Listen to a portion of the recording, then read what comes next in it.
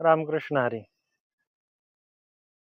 हे असणारा पाठीमागे जो वृक्ष दिसतोय, तो वृक्ष नव्हे पिंपळ आहे आणि तो पिंपळ वृक्ष मी जेव्हा छोटा होतो, एक 7वी-8वी ला, त्यावेळेस सायकलवरती येऊन असणारा ड्रम अडकून या झाडाला पाणी टाकत होतो. आज या झाडाकडे जर पाहिलं तर हे भव्य दिव्य असा असणारा वृक्ष. म्हणून आपल्या जीवनामध्ये एखादा तरी वृक्ष लावा. हे जर निसर्गाचा समतोल राखायचा असेल, तर वृक्ष लागवड करा. आपला असणारा निसर्गाचा समतोल ठेवा, नाहीतर निसर्ग बदलत चाललेला आहे. पाऊस टायमाला पडत नाही.